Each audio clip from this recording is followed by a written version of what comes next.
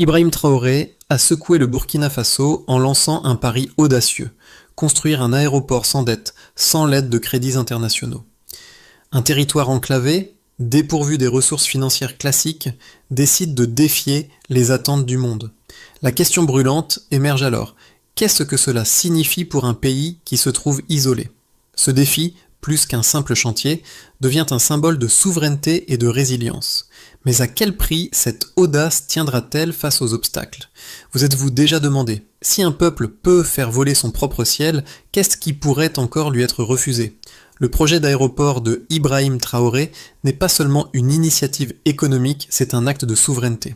Le Burkina Faso, en dépit de son enclavement géographique et de l'isolement imposé par les sanctions internationales, a décidé de construire un aéroport sans l'aide de financement extérieur.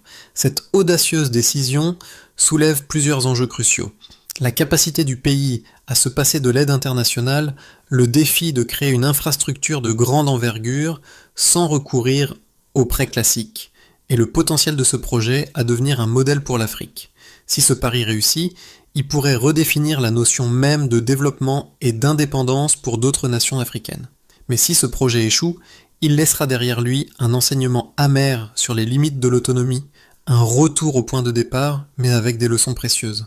Ce chantier, loin d'être un simple projet de construction, pourrait bien marquer un tournant dans l'histoire de l'Afrique. Un test de la capacité du continent à se relever par lui-même. Qu'est-ce qui est en jeu ici? Plus qu'un aéroport, un avenir d'indépendance. Vous êtes-vous déjà demandé, un peuple peut-il vraiment se libérer de la dépendance extérieure? 3 jours après le début des travaux, une transformation spectaculaire se dessine dans le désert du Burkina Faso. Un pari risqué à prix forme devant les yeux du monde. Un aéroport de 40 km², entièrement financé par les ressources locales, sans la moindre dette extérieure. Ce projet qui semblait irréalisable, qui aurait été perçu par beaucoup comme une utopie, devient un symbole vivant de la détermination du peuple burkinabé. Le mini-reveal survient à la fin de cette période intense. Les premières images satellitaires montrent une piste en construction, déjà longue, de plusieurs kilomètres, et des infrastructures métalliques émergeant du sol. Les critiques internationales ont rapidement qualifié ce chantier d'impensable.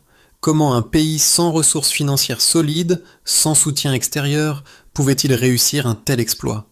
Pourtant, les chiffres qui tombent démentent ces affirmations.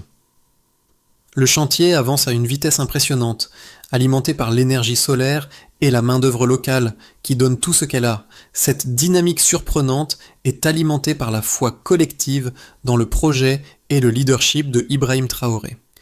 Le désert, qui semblait figé dans l'immobilité, se transforme en un lieu d'activité intense, où chaque membre de la communauté participe au processus de construction.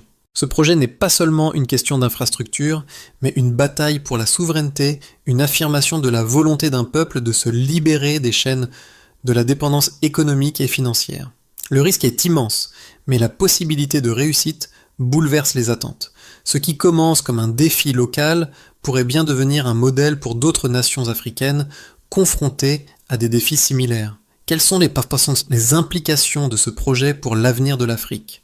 La réponse commence à se dessiner dans la poussière de ce chantier. Au cœur du chantier, Ibrahim Traoré se tient en retrait, observant silencieusement les progrès.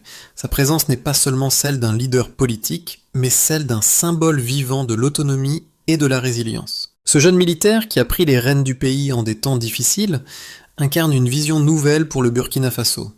Une vision où l'indépendance passe par l'action concrète et l'unité nationale. Son leadership est silencieux, mais efficace. Il n'a pas besoin de grands discours pour galvaniser ses compatriotes. Derrière lui, un autre héros discret émerge. Le frère de Poussière, un soldat sans grade mais indispensable, qui incarne l'esprit de ce projet.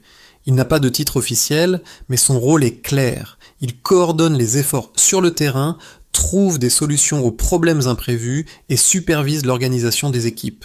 Ce personnage, presque mythologique, devient un leader informel, un point d'ancrage pour les bénévoles qui arrivent des villages voisins. Son calme et sa détermination sont devenus un langage commun, un modèle pour tous ceux qui participent à l'effort collectif.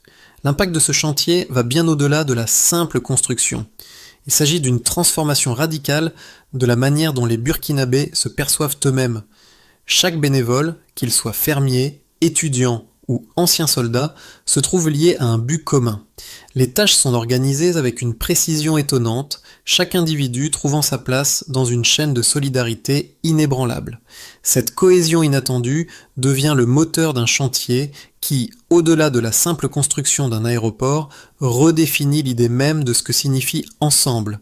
Qu'est-ce que cela signifie pour l'avenir du Burkina Faso et de l'Afrique ? Un peuple qui travaille ensemble peut-il vraiment redéfinir son destin ? Les premiers jours de construction de l'aéroport burkinabé marquent un tournant décisif. Ibrahim Traoré